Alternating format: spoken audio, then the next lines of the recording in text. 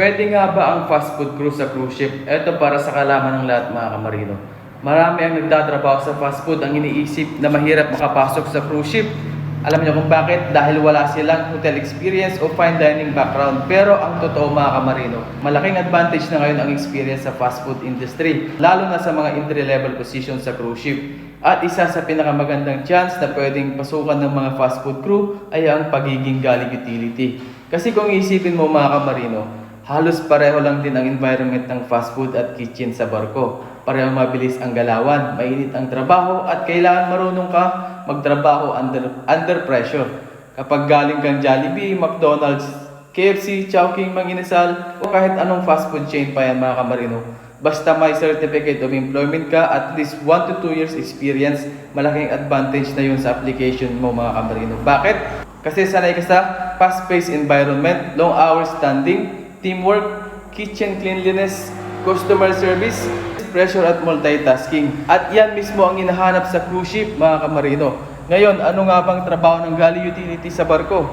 Ang galley utility ang isa sa mga pinaka-importanting support staff sa kitchen ng barko. Sila ang tumutulong para mapanatiling malinis at organized ang buong galley o kitchen area. Kadalasang trabaho nila, paghuhugas ng pinggan at utensils, paglilinis ng kitchen equipment, pagtatapon ng basura, pag-maintain ng sanitation, pag-assist sa kitchen team, paglilinis ng galley area. Hindi ito madaling trabaho, totoo, nakakapagod siya.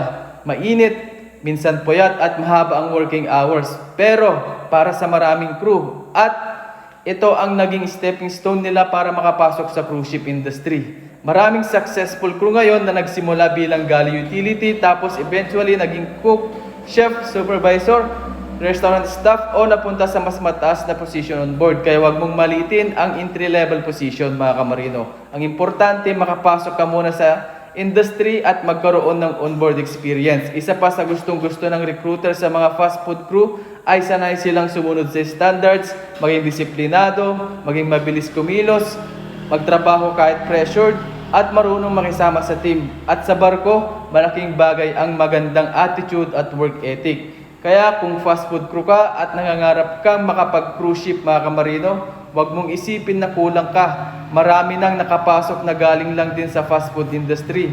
Ayusin mo lang ang resume mo, mag-practice ka sa interview, kumpletuhin mo ang requirements mo at maging handa sa pagod at sakripisyo.